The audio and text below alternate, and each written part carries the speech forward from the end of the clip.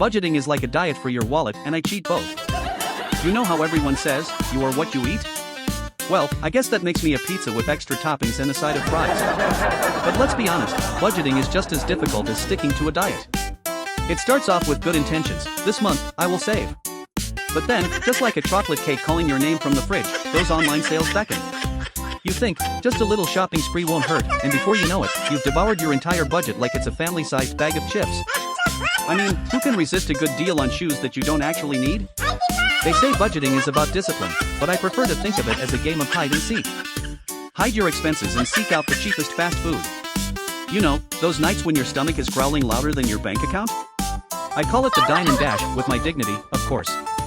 Then there's the budgeting app that promises to keep my finances in check. It's like that personal trainer who yells at you while you're trying to lift weights. I open the app, and it's like my bank account is shouting, "What have you done?" And I'm there, sweating and trying to justify my decisions like, but it was on sale. Just like a diet, I found the key to success is portion control. For example, I can control how many times I skip my morning coffee, which is 0 because I love it too much. But when it comes to my budget, I'm like, let's just squeeze in a little more here and there. And just like those late night snacks, the expenses add up faster than I can say, where did all my money go? I've even tried to make budgeting fun, like a game. I call it the Price is Right, grocery edition, except I always lose. I go into the store thinking, I will only buy essentials. But somehow, I end up with organic kale, avocado toast ingredients, and a new blender I didn't know I needed. Why do I need a blender? Because I convinced myself I'll start making green smoothies. And let's not forget about the temptation of dining out. It's like walking into a buffet when you're on a diet, everything looks amazing, and your willpower is on vacation. I sit down at a restaurant, and suddenly my budget is like a balloon that just floated away. I tell myself, I'll just order an appetizer, but then the foodies at the next table make their entrees look irresistible. Before I know it, I'm calling the waiter back over like, make that 2 entrees, please. You'd think after a few months of this, I'd learn my lesson. But no. Just like those diet cheat days, I keep making the same mistakes.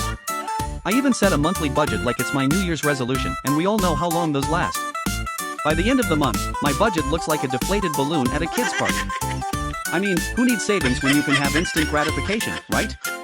And then there's the guilt that follows. It's like that post-binge regret after finishing an entire pizza by yourself.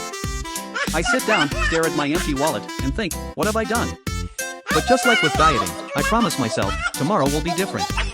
Tomorrow I'll eat salad and stick to my budget like a responsible adult. But then, just like that leftover pizza in the fridge, temptation calls my name.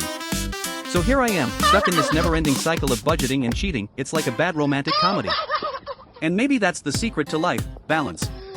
I can have my cake and eat it too, just not every single day. So here's to my wallet diet, full of cheat days and a sprinkle of regret.